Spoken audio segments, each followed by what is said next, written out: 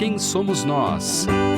Apresentação: Vanderly Batista e Vanessa Cavalcante.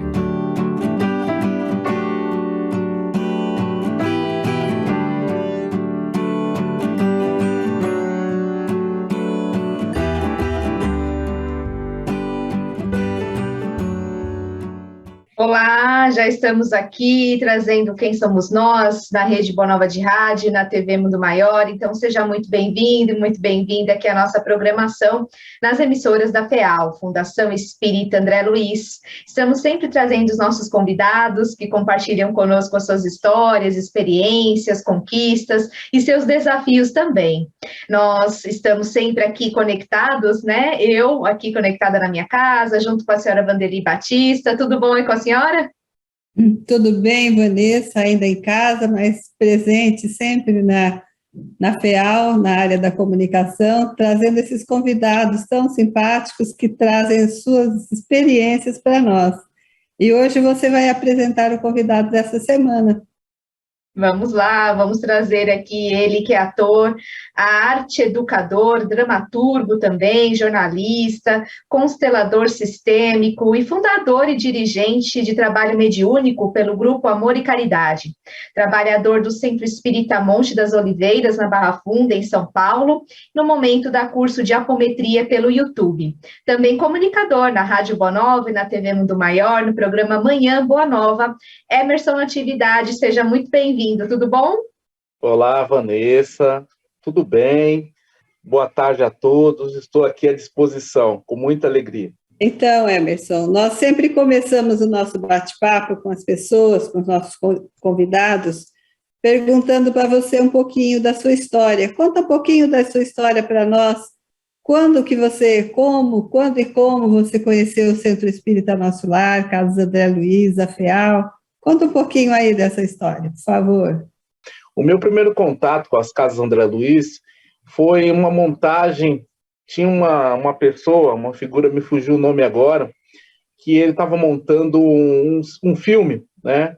E foi o primeiro contato, né? E eu fiz teste para esse filme, né? Baseado numa obra do Chico Xavier, pelo Espírito André Luiz, né? Que ele estava montando. E acabou sendo mais um experimento embrionário, estava buscando verba para viabilizar o projeto desse filme, e acabou não acontecendo, acabou não rolando, né? E foi meu primeiro contato, já faz o quê? Uns 12, 13 anos atrás, né? E aí depois eu conheci o Cláudio Palermo, ele me convidou para estar fazendo participação no Manhã Boa Nova, falando sobre preconceito racial, né? Acho que 2017, se eu não me engano. E a partir dali eu fiz essa participação, foi bem interessante, a gente desenvolveu bem sobre esse assunto, né? Teve vários comentários, né? E depois, mais para frente, não me recordo a data, fui convidado para participar como fixo, né, comentarista no Manhã Boa Nova. E falando sobre diversos assuntos, inclusive sobre a filosofia espírita, e está sendo fantástico, né, está sendo maravilhoso, né. É claro que dentro desse período de pandemia, né, muitas coisas aconteceram, né, tive Covid, né, a minha memória, que sempre foi um carro-chefe, hoje ela está oscilando bastante, então, assim, datas meio difícil de lembrar, mas vamos aí, vamos caminhando. Então, é um momento, né, bem alegre e feliz, essa participação no Manhã Boa Nova, né, porque tem muito a ver comigo, com as minhas buscas, com as trocas, né, falar sobre diversidades, diversos assuntos, é extremamente gratificante. Você está quase respondendo todas as perguntas que a gente fez em uma só, então vai com calma, tá bom? Uma de cada vez. Olha, tem muita coisa que eu poderia estar falando, mas eu falei, não, vamos dar um... Então vamos falar um pouquinho mais do seu contato com o espiritismo. Conta para nós, para o nosso ouvinte, né, a sua família, se ela sempre foi espírita, como que é isso para você, se você passa isso para o seu filho também, conta para nós. Meu pai sempre foi católico, né, e migrou para Renascer em Cristo, que é uma igreja evangélica, né, mas ele é aberto, às vezes a gente conversa muito sobre várias questões espirituais. A minha mãe, que desencarnou no dia 24 de agosto de 2021, ou seja, o ano passado, ela foi candomblessista e depois do candomblé ela virou evangélica, né? Porque ela sempre teve uma mediunidade muito ostensiva, mas ela não tinha muito esclarecimento e ficava com medo e através da igreja evangélica ela conseguiu fechar um pouco essa mediunidade, mas mesmo assim ela sempre trazia algumas coisas do que ia acontecer, e quando ela falava era batata, acontecia mesmo, né? Ela sempre teve uma mediunidade muito ostensiva, né? Eu tenho 2 irmãs, uma do meio, que é a Grace, ela hoje é evangélica, mas antes de ser evangélica sempre se declarava ateia, ou seja, ela nunca tinha nenhuma filosofia religiosa. Como ela morou muito tempo fora do Brasil, voltou, queria se aproximar da mãe, ela acabou aderindo à igreja evangélica, né? E até hoje, como minha mãe desencarnou, ela continua, né, fazendo as questões dela lá. E a minha outra irmã caçula, a Jennifer, ela conversa muito comigo sobre espiritismo e tal, mas ela não tem nenhuma filosofia religiosa assim, né? É curioso que, assim, minha esposa, quando eu conheci ela, era ateia, hoje ela é espírita. Então, assim, eu que levei ela para o espiritismo, tive que me tornar secretário da turma de escola de aprendiz para ela fazer, essas coisas todas que a gente faz para conseguir chegar ao objetivo, né? Aí, voltando para mim, eu descobri o espiritismo quando eu era budista, né? Eu tive um período, né, trabalhando com a artes, né, onde morei fora de São Paulo, tive uma vida muito, como podemos dizer, boêmia, e através do espiritismo, através do budismo, eu saí dessa vida, né, comecei a centrar e buscar novos horizontes entre arte e espiritualidade. A partir dali eu comecei a centrar. E aí eu comecei a dividir isso com um amigo que estava fazendo a mesma coisa, né? E aí ele começou a ir no centro espírita, era a última aula de escola de aprendizes, aí ele falou, você não vai mesmo conhecer? Né? Aí eu falei assim, eu já li alguns livros espíritas e tal, mas eu não estou na dúvida. O que você tem a mais para me dizer? Aí ele falou para mim assim, saca um Corcel 94 e um 2004? Aí eu olhei para ele e falei assim, tá bom, você quer me dizer sobre atualização, então amanhã eu vou com você. Aí acabei indo no Centro Espírita, na Bela Vista, em São Paulo, e comecei a fazer a escola de aprendiz no último dia, né, o último dia que podia entrar. E a partir dali, não me engajei no trabalho, participava muito ativamente das aulas, porque muitos dos livros que eles mencionavam eu já tinha lido, né? E aí, cedo, comecei a trabalhar na casa, né, encaminhando, né, depois fazendo o curso de passes, né, e o curso de médiuns, também trabalhando já, né. Eu sempre, desde criança, tive muitas percepções mediúnicas, eu sempre tive muita premonição, né, sempre tive muitas, né. Uma das que me marcou, e muitos amigos falam até hoje, é a do que aconteceu no 11 de setembro, né, que eu previ 4 anos antes de acontecer. Então, assim, eu sempre tive muitas. E as pessoas que estiveram sempre me rodeando, né, são pessoas que muitas vezes apareciam em sonho, e tipo assim, geralmente era de 8 em 8 anos, de 10 em 10 anos, eu conhecia essa pessoa, e essa pessoa contribuía muito para a mudança da minha vida, né, das diretrizes que eu seguia. Então, foi sempre muito interessante essas coisas, né? além de percepções de vidas passadas minhas, né? Com pessoas, às vezes eu olhava para a pessoa mas eu conheço essa pessoa, e a primeira vez que eu estava vendo ela, e aí voltava a uma vida passada que eu tive com aquela pessoa. Então, eu sempre tive muito isso, né? Então, isso me acompanhou bastante. Interessante, você tem uma vivência muito rica, diversificada, né, Emerson? Isso daí te dá uma bagagem para você ter uma facilidade para comentar assuntos diferenciados. Aí a gente te pergunta em relação ao Manhã Boa Nova, como que você recebeu, como que você se sentiu quando recebeu o convite de participar do Manhã Boa Nova? Achei muito interessante, até porque o primeiro assunto quando eu fui convidado pela primeira vez, que falei sobre racismo, né, foi um assunto forte e tudo mais, né, então, assim, eu fiquei assim, será que vão me chamar de novo para participar? E eu fiquei muito feliz quando me chamaram novamente para participar, e eu percebi que eram assuntos diversificados, inclusive muito mais assuntos falando sobre o Evangelho, falando sobre o Livro dos Espíritos, ou seja, as obras de Kardec, né?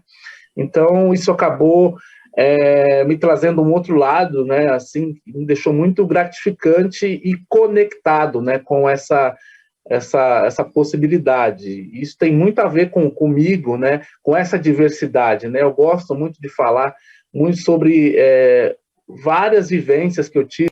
Às vezes eu falo muito de karma, né? É porque tem uma vivência em relação a outra filosofia, que não é uma linguagem muito falada no espiritismo, né?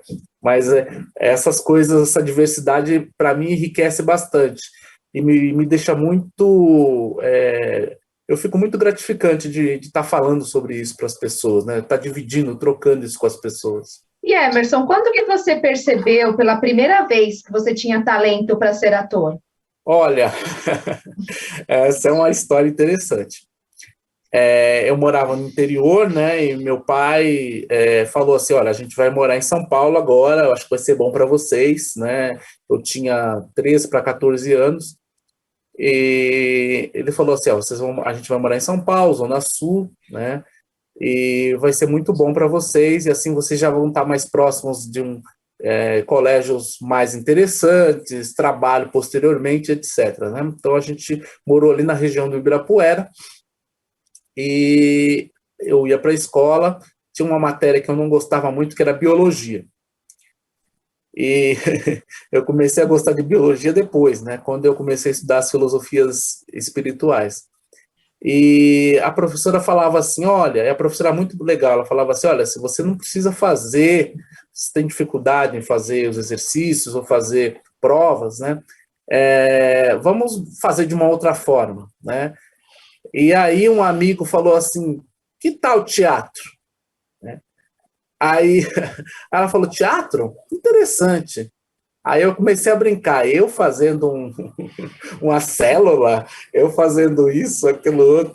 Aí começou assim, aí eu comecei a me interessar por biologia, comecei a gostar, né, de estar fazendo, né, fazia a fotossíntese, enfim. A gente começou a brincar com o teatro aí nas aulas de biologia no colégio, né, e a partir daí eu entrei no movimento estudantil, né, das carteirinhas de mestrado, etc, etc, e lá eles têm um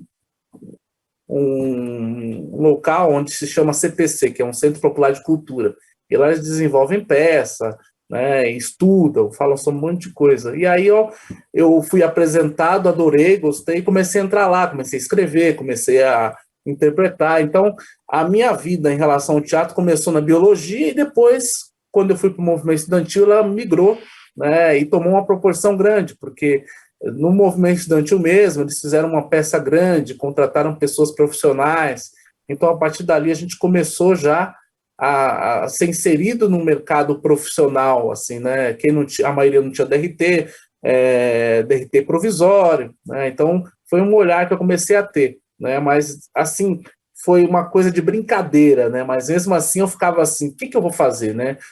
Que faculdade que eu vou fazer? E sempre vinha comunicação, jornalismo, marketing, né? E aí fiz o teatro, comecei a fazer o teatro já cedo, com 15, 16 anos, com essa entidade. E mais para frente eu optei por fazer comunicação social e depois jornalismo, né? E depois acabei voltando novamente a fazer teatro, fazer os dois juntos, porque eu não conseguia parar de fazer, ou seja, uma contaminação boa. Deixa que o teatro, a arte, é uma ferramenta muito importante para todos os assuntos, porque é uma forma lúdica de você ensinar e aprender, tanto que você começou na biologia, né, e acabou gostando da brincadeira. Mas aí, Emerson, a gente vai mudar um pouquinho agora do assunto, porque a gente tem passado aí por esse tempo de pandemia, né, quase 2 anos, e estamos sabendo que você chegou a ser internado com a nossa Covid-19. Conta um pouquinho para nós, você pode compartilhar como foi esse tempo que você esteve internado, como foi ou está sendo o seu processo de recuperação da sua saúde? Graças a Deus eu tô bem para falar sobre esse assunto, né? Bom, meu filho aqui pegou Covid num parque, né? E passou para minha esposa, depois eu posteriormente peguei também, né? Ele ficou passando, não teve nenhum problema. A minha esposa teve sintomas, mas tem uma amiga que foi minha aluna de teatro e fez medicina, está trabalhando na Santa Casa. E ela sempre vinha aqui, né, orientar a gente, né, cuidou de mim também, né, com muito carinho. E a minha esposa ficou em casa. Eu fui piorando, piorando, piorando, até que ela falou assim, ó, você vai ter que levar ele no hospital, né? E aí eu fiquei protelando. Aí protelei o final de semana, e aí eu já devia ter ido, né? Aí quando chegou na segunda-feira que ela quis me levar, eu quase não conseguia andar.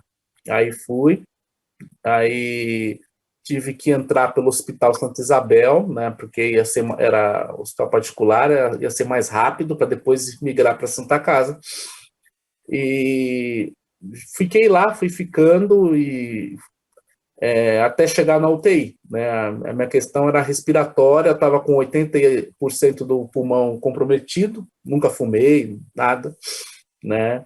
Então, para mim, isso foi uma surpresa muito grande, foi um baque muito forte.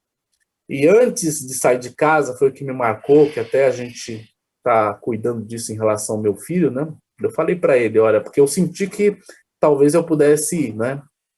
Eu falei para ele que ele era o homem da casa e que ele tinha que cuidar da mãe dele e que papai não sabia se voltava ou quando voltava, né? Foi uma coisa que eu senti quando estava saindo de casa e eu falei para ele.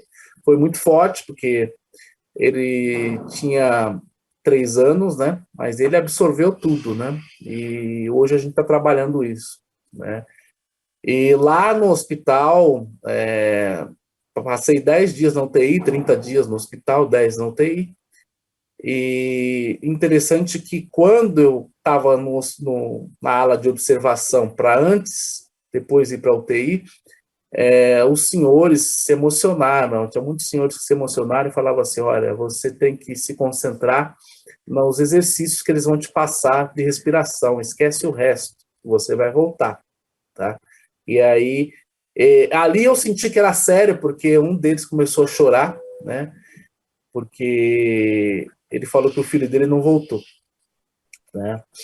Então, a gente subiu e eu fiquei 10 dias na UTI, os 10 dias impossível dormir, você não dorme, 10 dias no ar, e aquela luta muito difícil. Eu procurei, toda vez que eu tinha uma dificuldade, eu me vinha na mente a voz daquele senhor dizendo assim, se concentra nos exercícios que eles vão te passar de respiração, né? As máscaras, né?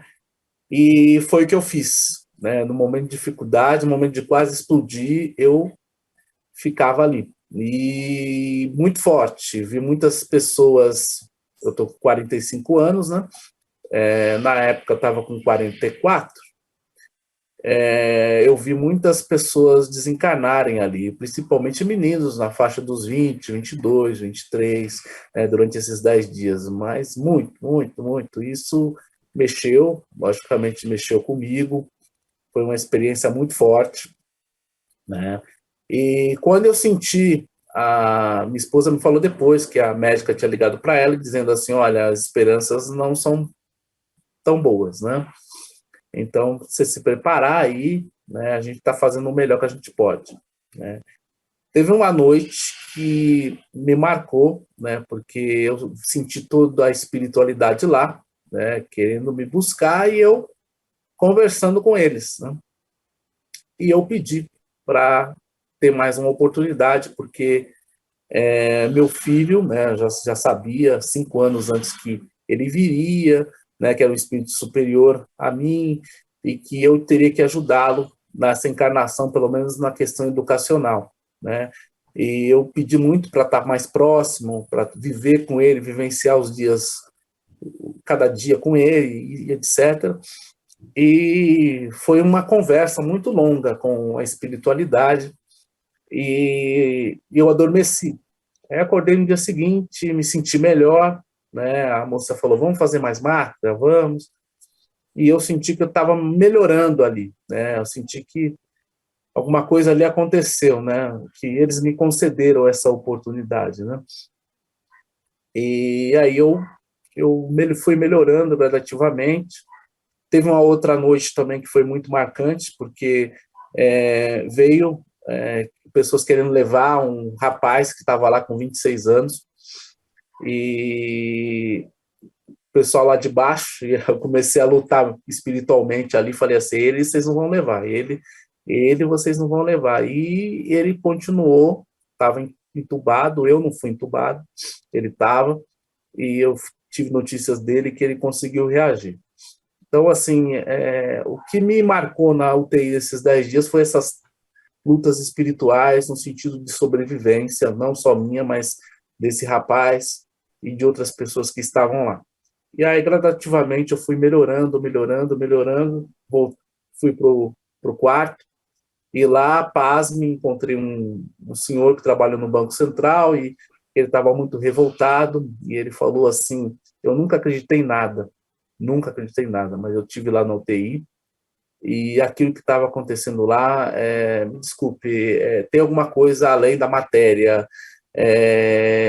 eu preciso que alguém me explique o que é espiritualidade. E aí a gente começou a conversar, eu comecei a indicar livro para ele, e isso, as coisas começaram a surgir, estávamos em 4 no quarto, todo mundo se envolveu nisso, né? Eu também quero ler sobre esse livro, também quero ler sobre o livro dos Espíritos, eu também quero ler. E aí foi também de uma certa forma, ali a gente começou a trabalhar também o Evangelho, né? Então, a partir dali foi melhorando, cheguei em casa, aquela emoção danada, meu filho não me largou,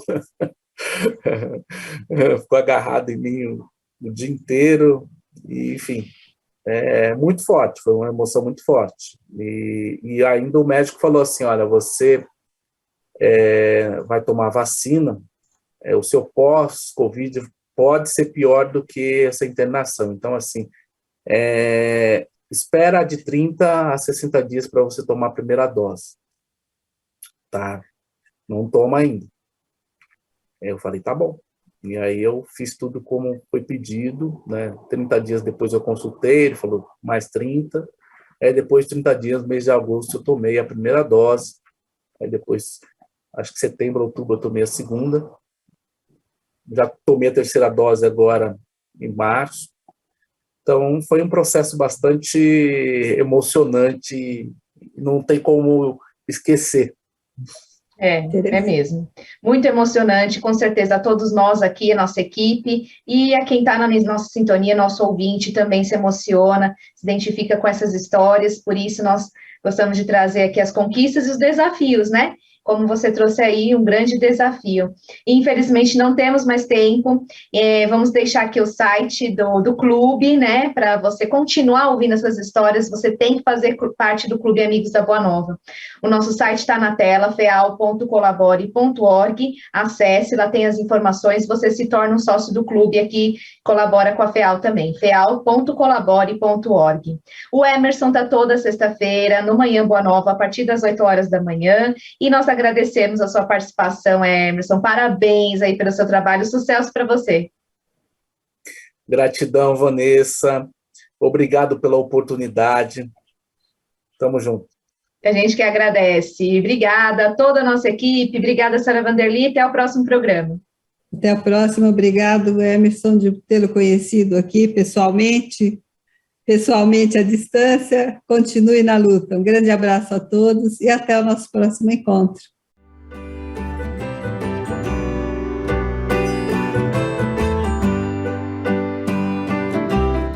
Você acompanhou Quem Somos Nós?